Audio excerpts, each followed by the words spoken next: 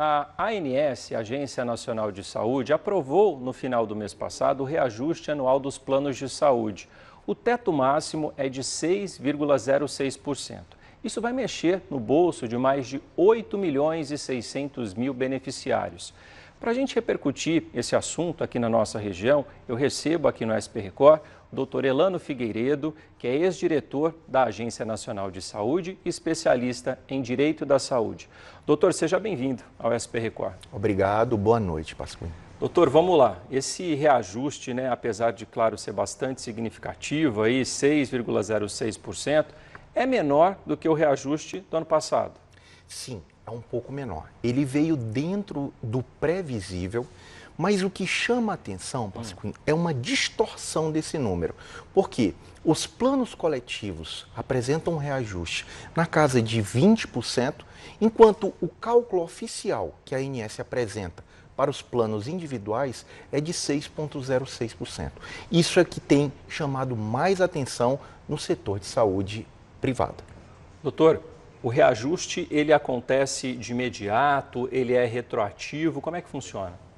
Ele é retroativo a maio de 2025. Tá. E aí, cada operadora vai levar em consideração o aniversário do contrato do beneficiário. Então, esse aniversário é anual e a operadora, portanto, vai a cada ciclo de um ano aplicar o reajuste dentro do teto máximo que foi autorizado pela ANS. Agora, por exemplo, se é retroativo, normalmente a gente pensa que pode vir o valor acumulado dos outros meses. É isso que vai acontecer ou não? É sim. É isso pode mesmo, então? Pode vir acumulado? Sim.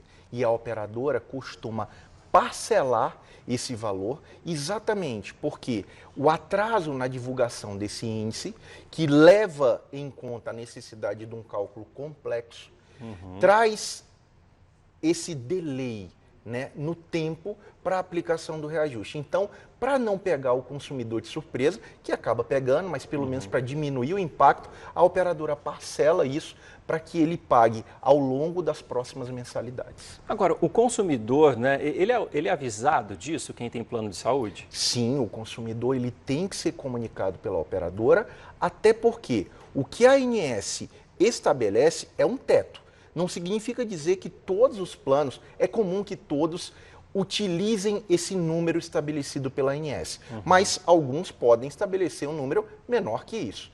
Então, eles precisam comunicar ao beneficiário, inclusive regulando como vai acontecer o pagamento do retroativo, se houver. Doutor, esse aumento que a gente tem aí no plano de saúde, todos os anos, ele leva em conta quais indicadores? O cálculo desse reajuste ele é composto de 20% de inflação, o IPCA, e os outros 80% são calculados com base na utilização, na frequência, nos custos médicos assistenciais.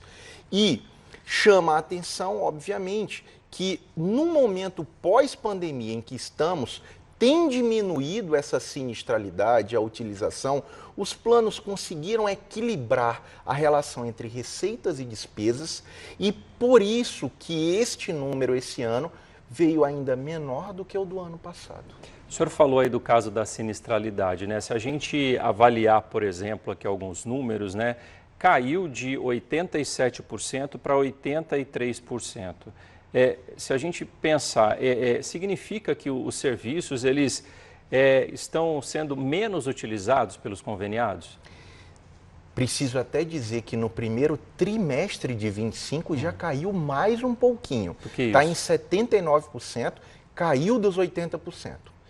A sinistralidade. E sim, isso significa uma utilização menor dos serviços assistenciais, um controle maior pelas operadoras desses custos e, inclusive, é um dos menores patamares desde os últimos 18 anos, Desde a fase pré-pandemia, a gente está atingindo um nível de equilíbrio que está dentro do que seria satisfatório entre receitas, vou até dizer, não satisfatório, está deixando sobra ao ponto de um lucro anunciado, aí, um enorme lucro, um lucro recorde das operadoras de planos de saúde. Agora, é claro que eu imagino que são vários fatores que levam a essa queda, Mas o que a gente poderia elencar aí de principais fatores, né, dessa utilização menor, é uma maior preocupação das pessoas com a saúde, de repente, também?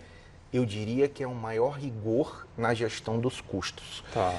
2023 e 2024 foram marcados por a descoberta de muitas fraudes, fraudes em reembolsos de plano de saúde e também fraudes em terapias para autistas, para pacientes TEA, que é uma novidade na composição do custo dos planos de saúde.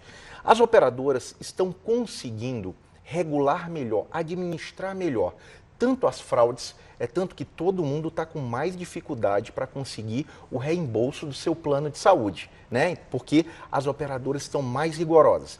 Por outro lado, elas estão melhor adaptadas à entrega das terapias, isso está se equalizando e, portanto, o custo diminuindo, está mais sob controle e, assim, a redução da sinistralidade. Perfeito. Doutor Elano Figueiredo, muito obrigado pela presença aqui no SP Record, pelos esclarecimentos aqui com a gente. Eu que agradeço. Boa noite. Obrigado, doutor. Até a próxima.